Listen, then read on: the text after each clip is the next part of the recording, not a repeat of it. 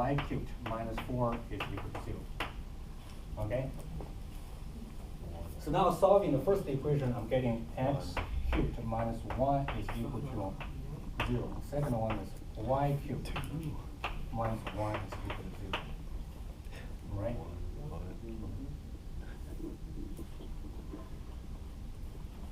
So x cubed minus 1 can be, in fact, factored.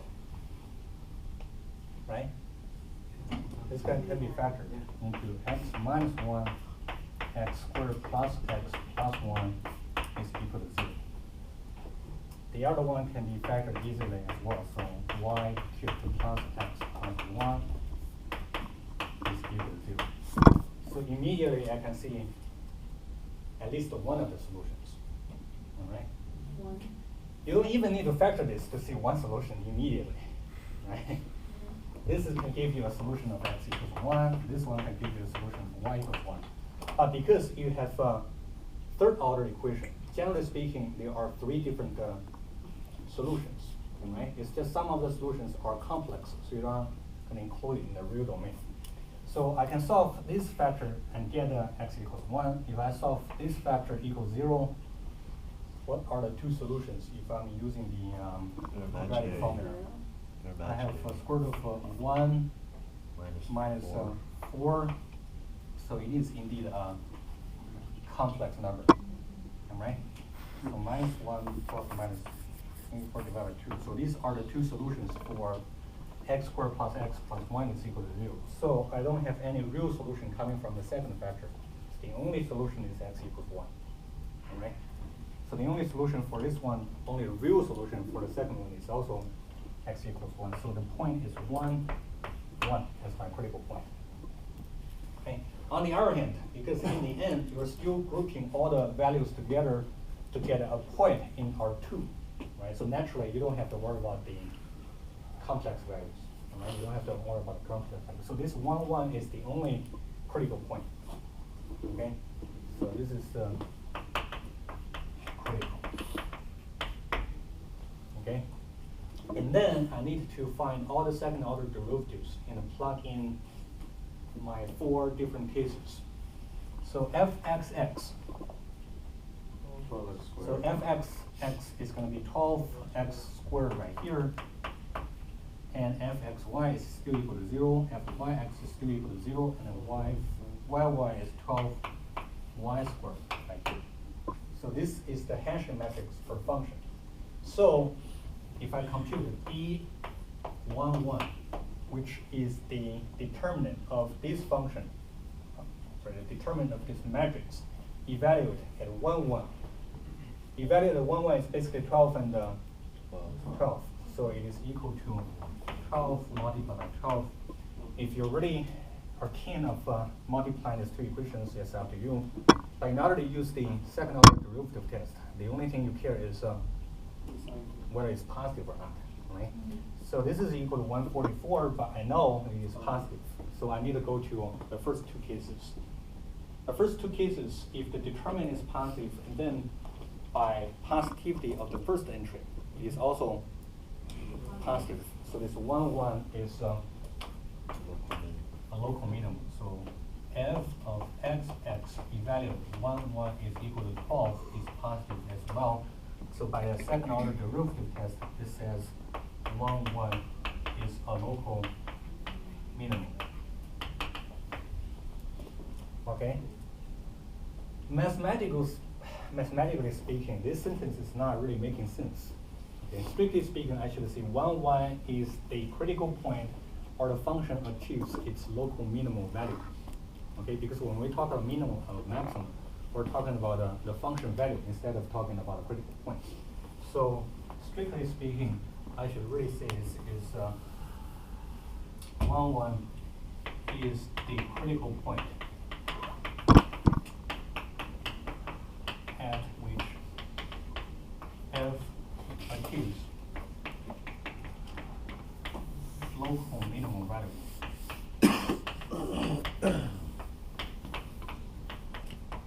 Okay, so this is a more strictly speaking statement you can come up with coming from the second order derivative test.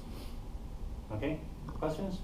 Would you accept the other answer on a test? Well, as long as your answer is correct, right, in terms of finding the point and determining the local maximum and minimum, we're not going to be very critical on that.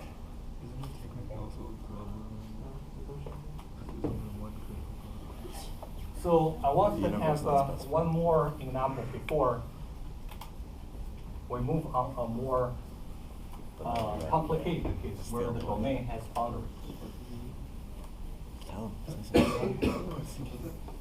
Yeah. So what happens if the yy is negative? Okay, yeah, that's an extremely good question. Very, very good question. So probably you already see the problem. If I have the determinant to be positive, then I only need to see the first entry. I don't need to care about the very last entry at all. In fact, if you have determinant of AB is greater than 0, fxx at AB is greater than 0, this will actually imply fyy at AB is definitely greater than 0 as well. Right. You don't even need to check it. Right. Okay? Think about that. This guy is equal to fxx times fyy minus something squared. All right? Minus something squared. If this is positive, this is saying the product of these two is definitely positive. All right? One is positive implies the other one has to be also positive. Okay? Similarly, if fyxx at AB is less than 0, this will actually imply fyy at AB is also less than 0 as well. Right? Because you have to make sure the determinant is positive. Or if you really want to use this criteria in a more flexible way, if you have a determinant is positive, you can look at either one of these two entries. One of them is positive is good enough. Okay? One of them is positive will imply the other one is positive. One of them is negative implies the other one is negative. Okay? Yeah, that's a good observation. So next, I want you to look at a couple of more, the computational level is more complex, but conceptually it's exactly the same. Okay? Still the same question, I want you to find and classify all the critical points. This one is naturally going to be more complicated in computation because it is exponentials. Okay? But in principle, it is exactly the same. I find the first order derivatives, I make them be 0, I have a system of 3 equations immediately. Okay? So fx is equal to 2y e to minus x squared minus y squared. I have to use the product rule, so it's going to be minus 2xy. So let's just take it step by step. It's a 2xy, then derivative of this factor with respect to x. Right? So it's minus 2x e to minus x squared minus y squared. This is equal to 0. Okay? So fy is equal to 2x e to minus x squared minus y squared. Right? I still have to use the product rule, so the second one is 2xy minus 2y e to minus x squared minus y squared is equal to 0. Okay? And then I can in fact simplify these two equations. Even you have an exponential form, but exponentials has a very, very useful property. When your power is real, regardless of what you have here, this exponential is always positive, all right? The exponentials are always positive, which means you can't remove this factor when it is equal to 0. So the first equation can be simplified into e to minus x squared minus y squared, then multiply by 2y minus 4x squared of y is equal to 0. All right? So I just factor out this exponential here. And the second one, I can do the same, e to minus x squared minus y squared, then divide by, multiply by 2x minus 4xy squared is equal to 0. So when I have these two equations, I have the exponential times something is equal to 0. I know the exponential is always positive. So this factor can never be 0, which means I can indeed remove this factor. Do you agree with me? Yeah. I can remove this common factor. which means indeed you're getting a system of two polynomials, even though you begin from an exponential equation, but it is going to be much more simplified. And also I can remove the factors of 2, so I'm getting a y minus 4, I'm sorry, 2x squared y is equal to 0. Second one is x minus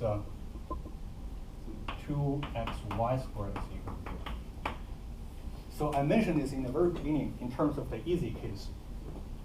If you have a system of two equations, the best way of solving this equation is by substitution, okay? Do not, listen to me carefully, do not remove factors when you are solving these equations if you're not sure whether this factor is 0 or not. For instance, some people may be tempted here to remove the common factor y here. As long as you remove the common factor, sometimes you're losing solutions, okay? You will not lose solution if you know this factor is never going to be 0. Okay? So do not attempt to remove common factors if you're not sure of whether it is strictly positive or strictly negative. So the best way to solve that is still substitute. Here I have y is equal to 2x squared y. So I cannot really easily solve this. Let's see. I can indeed do a substitution. Y is equal to 2x squared y, but this is not going to solve me anything, right? Why not? Because the right side is also containing y, so it's no good. So let's see what we can do. What we can do is we can substitute x, right, from the first equation. So here,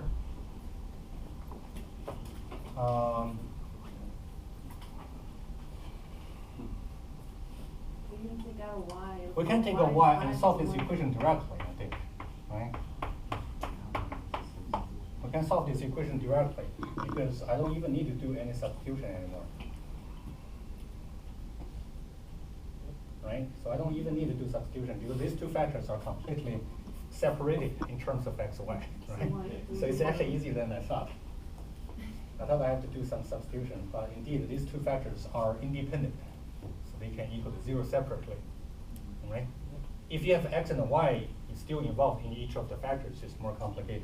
Here, if the product of two factors are equal to 0, so y is equal to 0 is one of the solutions. 1 minus 2x squared is equal to 0. So I have x squared to be equal to 1/2. So x is equal to square root of 2 divided by 2 plus or minus. Okay? So this is the solution coming from the first equation. Okay? I also have to make sure the second equation is valid as well. So solving the second equation, what I'm getting here is x 1 minus 2y squared is equal to 0. All right? So I can easily solve this equation similarly. X is equal to 0, or y is equal to plus or minus square root of 2 divided by 2. Okay?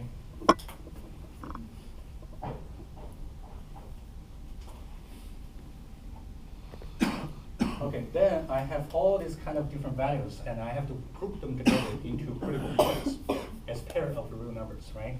But when I do that, I have to be extremely careful because I want to make sure both of these two equations are valid simultaneously. All right?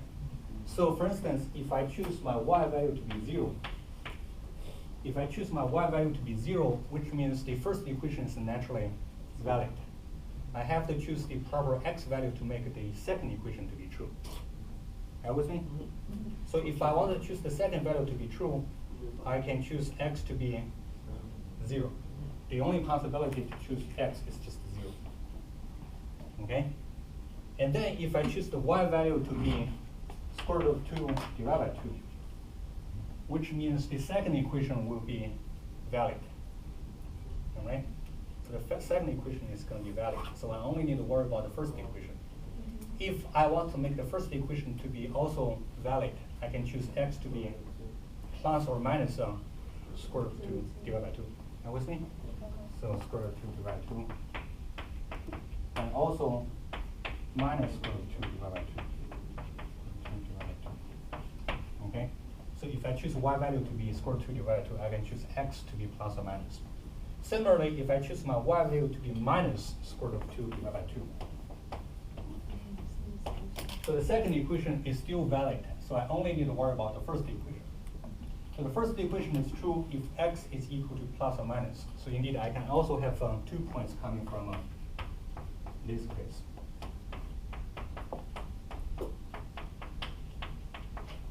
So choosing these 2 points, we have to worry about 2 equations are both valid.